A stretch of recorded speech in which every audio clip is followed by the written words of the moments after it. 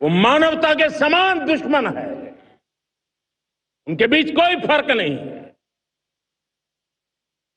अब भारत ने तय कर लिया है कि न्यूक्लियर की धमकियों को अब हम सहने वाले नहीं हैं। न्यूक्लियर ब्लैकमेल लंबे अरसे से चलाया, अब वो ब्लैकमेल नहीं सहा जाएगा।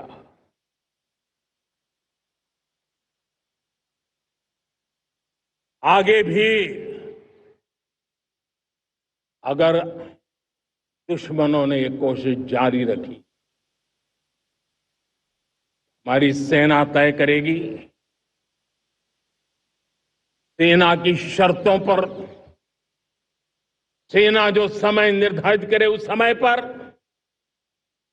सेना जो तौर तरीके तय करे उस तौर तरीके से, सेना जो लक्ष्य तय करे उस लक्ष्य को अब हम अमल में ला करके रहने वाले हैं। हम मुंह तोड़ जवाब देंगे। मेरे प्यारे देशवासियों, भारत ने तय कर लिया है, खून और पानी एक साथ नहीं बहेंगे।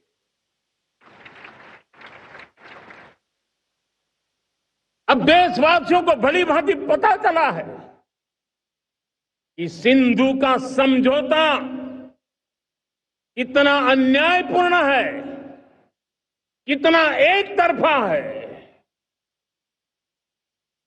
भारत से निकलती नदियों का पानी दुश्मनों के खेत को सींच रहा है और मेरे देश के किसान, मेरे देश की धरती पानी के बिना प्यासी है।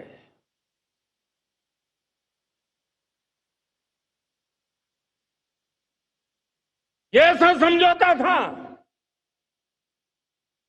जिसने पिछले 7 दशक से मेरे देश के किसानों का अकल्पनीय नुकसान किया है।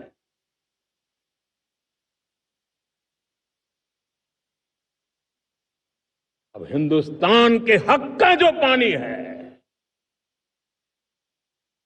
उस पर अधिकार सिर्फ और सिर्फ हिंदुस्तान का है, हिंदुस्तान के किसानों का है। भारत कतई सिंधु समझौते को, उस स्वरूप को दशकों तक सहा है, उस स्वरूप को आगे नहीं सहा जाएगा। किसान हित में, राष्ट्र हित में ये समझौता हमें मंजूर नहीं है। मेरे प्यारे देशवासियों, आजादी के लिए असंख्य लोगों ने बलिदान दी, अपनी जवानी खपा दी, जेलों में जिंदगी गुजारी है, फांसी के तख्त पर लटके हैं। कुछ लेने पाने बनने के लिए नहीं, मां भारती के स्वाभिमान के लिए, कोटि कोटि जनों की आजादी के लिए, गुलामी की जंजीरों को तोड़ने के लिए।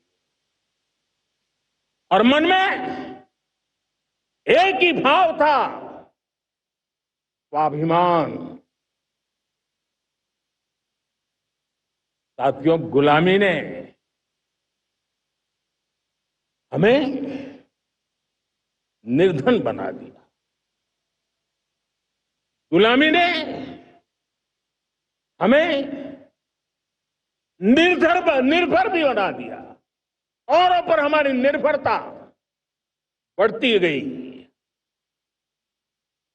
हम सब जानते हैं, आजादी के बाद कोटि कोटि जनों के पेट भरना बड़ी चुनौती थी। लेकिन यही मेरे देश के किसान हैं जिन्होंने खून पसीना एक करके देश के अन्न के भंडार भर दिए।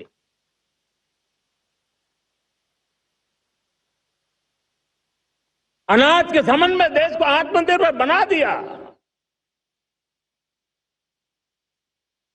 एक राष्ट्र के लिए आत्मसम्मान की सबसे बड़ी कसौटी आज भी उसकी आत्मनिर्भरता है।